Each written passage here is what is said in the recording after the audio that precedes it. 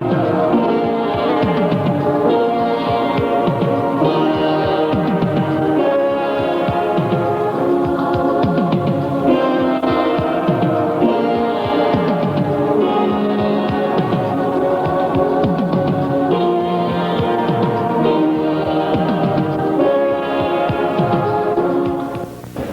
pessoal, nós vamos dar início a essa atividade hoje, conjunta entre o Departamento de Geografia, a Associação de Geógrafos Brasileiros, Seção São Paulo, com o intuito de iniciar um processo de consolidação aqui em São Paulo de um comitê de apoio à luta dos povos da floresta. Essa luta dos povos da floresta, ela vem sendo travada, né, em várias regiões da Amazônia brasileira, e ela pretende, né, ir consolidando a possibilidade dos trabalhadores da floresta participarem dos processos de decisões acerca do futuro desta floresta e, consequentemente, das suas vidas. E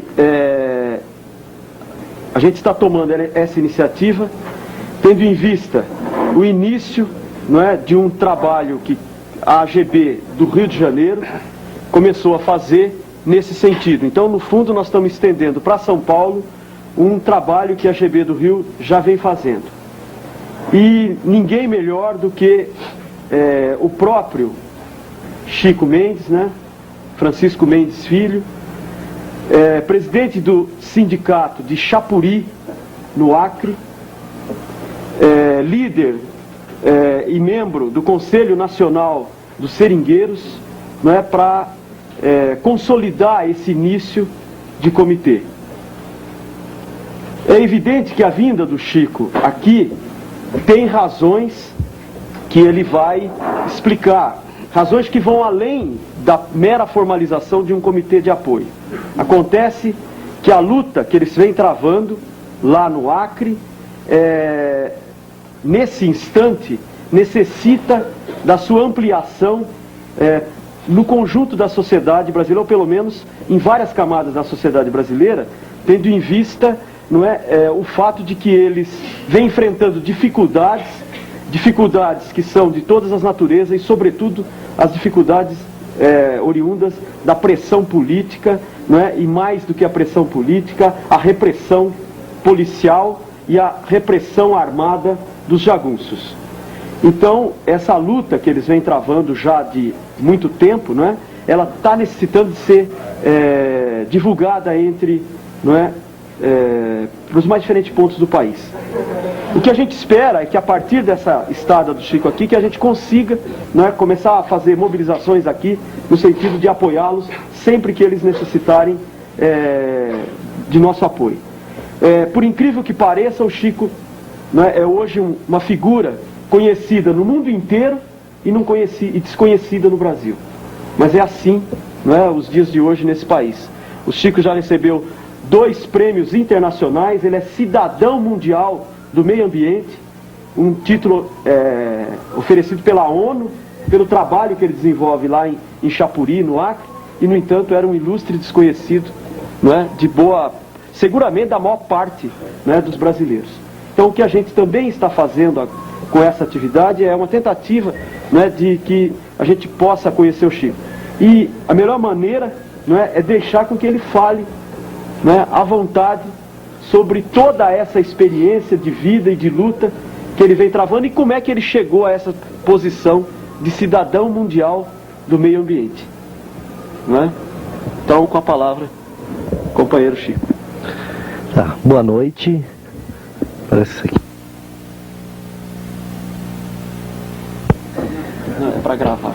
Inicialmente, eu queria agradecer a iniciativa da AGB e do Departamento de Geografia por essa oportunidade, e eu poderei colocar algumas questões aqui para a plenária, e gostaria que depois, quem sabe, houvesse pergunta ou alguma dúvida que vocês gostariam que depois fosse esclarecida para melhorar, inclusive, eu acho que o debate, se realmente a gente avaliar que vai valer a pena. Inicialmente eu queria começar dizendo para vocês que eu sou um seringueiro, eu tenho uma participação direta na selva, na floresta amazônica. Se não, hoje não estou ligado à produção extrativista porque também não tenho mais condições. Chegou um momento em que eu tive que sair fora para procurar um apoio maior para a minha categoria. E eu estou vindo do Rio de Janeiro, onde, com o apoio do Carlos Walter, de outras pessoas de partidos políticos, do PT, do PV, do PSB e de outros segmentos da sociedade, a gente conseguiu fazer várias palestras, criamos um comitê de solidariedade aos povos da floresta amazônica e o Rio realmente me deu uma força muito grande. Eu estou, a convite do Carlos, também vim aqui para São Paulo. O primeiro contato que eu tive foi com o Ari e agora estou aqui junto com vocês e espero que também em São Paulo esse entrosamento da gente, esse relacionamento também ele se aprofunde, porque a questão que nós defendemos hoje é uma questão muito significativa e muito importante para todo o segmento da sociedade brasileira. O meu trabalho é, como eu já disse, diretamente um trabalho com os seringueiros, junto com os povos da floresta, que são índios e seringueiros. E esse é um trabalho que eu tenho realizado, é um trabalho de mais de 15 anos, aproximadamente, e eu comecei de uma forma isolada nesse trabalho em 69. Eu comecei com 9 anos de idade com a atividade como produtor extrativista e dentro de uma realidade diferente que nós vivemos hoje. Bom, o desbravamento da Amazônia começa então a partir de meados do século XIX, ou seja, a partir do ano de 1877, quando começaram a chegar as primeiras levas de nordestino para a Amazônia. Agora se pergunta, e a Amazônia era desabitada? Não. A Amazônia tinha os seus verdadeiros habitantes, seus verdadeiros donos, que eram os índios. Naquela época, até 1877, antes da chegada dos brancos na Amazônia, existiam nas regiões do Vale do Juruá, do Acre, mais de 60 grupos tribais que juntos formariam várias nações e que eram legítimo dono daquela região amazônica. E foi exatamente a partir do século XIX, ou seja, de 1877, que, atendendo os interesses econômicos, e já quando a borracha ganha o relevo, a ocupação da Amazônia, por exemplo, é impulsionada pela política da borracha que interessava a grupos estrangeiros e interessava a grupos internos, começa então o tráfico de nordestino para a Amazônia.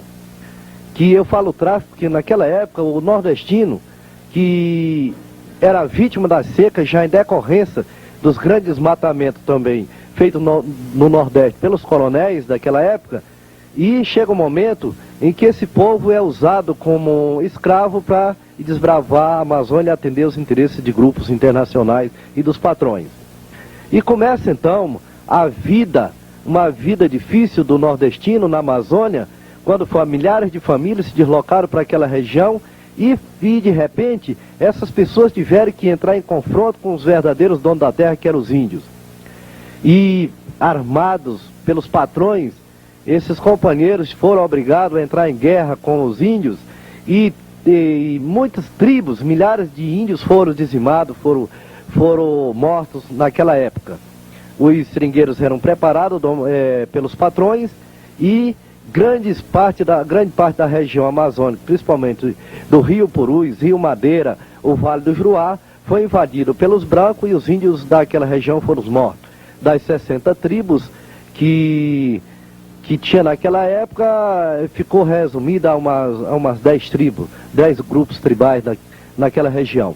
Bom, mas com todo esse massacre, com os tempos, a partir do século XX, depois de 1900, começa então uma tranquilidade, porque os índios já tinham desistido, já tinham sido vencidos. Mas mesmo assim, o seringueiro começa a sua vivência na selva, na floresta, e começa então um verdadeiro relacionamento do homem com a natureza. E de repente nós aprendemos também os costumes dos índios.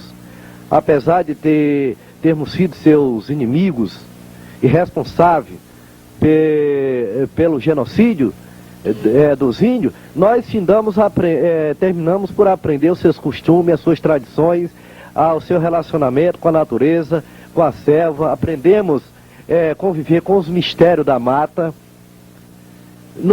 Aprendemos também usar os alimentos como eles usam, a caça, o serviço da pesca, da caça, enfim, a maioria dos costumes indígenas também foi usado pelos seringueiros. E até 1970, esse relacionamento nos possibilitou a criar de certa forma, uma familiarização com a selva, com a floresta, com o silêncio da mata. Aprendemos os costumes, o misticismo, aprendemos que a seringueira se rege por um deus, que a caça tem um deus que rege também o futuro, a vida das caças, dos animais da mata. Nós aprendemos isso com os índios. E aprendemos que existem vários deuses que regem todo o destino da natureza da selva. Bom, e ao mesmo tempo, durante esses séculos, mais de 130 anos, o seringueiro passou a viver sob um regime de escravidão. Porque, apesar dele ter se transformado um extrativista, e que foi através do extrativismo que o Brasil também foi muito beneficiado, e que nós fomos responsáveis durante esse século, em grande parte pelo sustentáculo e da economia nacional, nós nunca tivemos um retorno disso. Em 1900, por exemplo, os seringueiros foram acionados e transformados em guerrilheiro, em revolucionário, e foram eles quem, de arma na mão, anexaram ao território do Acre, ao território brasileiro. Porque naquela época havia uma briga de grupos econômicos liderada pelos ingleses que tinham grande interesse na política da nossa borracha. E um gaúcho chamado Plácido de Castro, descontente com essa política, e era no momento que os seringueiros estavam sendo massacrados e explorados por grupos estrangeiros, Plácido lidera, junto com os seringueiros, o movimento revolucionário, e que em 1902, 1903, resultou na vitória do movimento revolucionário e com o acordo assinado pelo Barão de Rio Branco, e aí o Acre passa a ser anexado ao território brasileiro. E a recompensa nossa foi o seguinte: nós continuamos mais uma vez como escravos. Milhares de nordestinos que vieram daquela época do Nordeste para desbravar a Amazônia, com o sonho de voltarem novamente a rever os seus familiares, a recuperar sua vida lá no Nordeste, não tiveram a sorte de voltar por vários motivos. Primeiro, alguns foram mortos pelos próprios índios que reagiram em princípio. Segundo, uma outra grande parte morreram atacados por doença desconhecida naquela região, sem nenhum atendimento médico, porque não havia possibilidade para isso. Não havia médico naquela região. Terceiro, aqueles que conseguiram tirar saldo, produzir borracha e tirar saldo, tiveram como recompensa uma bala do jagunço, porque quando um seringueiro naquela época conseguia liquidar suas contas com os patrões e tirava um saldo, e aquele saldo era o sonho da volta dele para rever seus familiares no Nordeste, no momento em que ele recebia o dinheiro, o jagunço já estava lhe esperando lá no tronco de uma árvore e matava ele, o dinheiro era devolvido para o patrão. Na Segunda Grande Guerra Mundial, nós tivemos um papel importantíssimo na história do Brasil. Nós fomos grandes responsáveis pelo sustento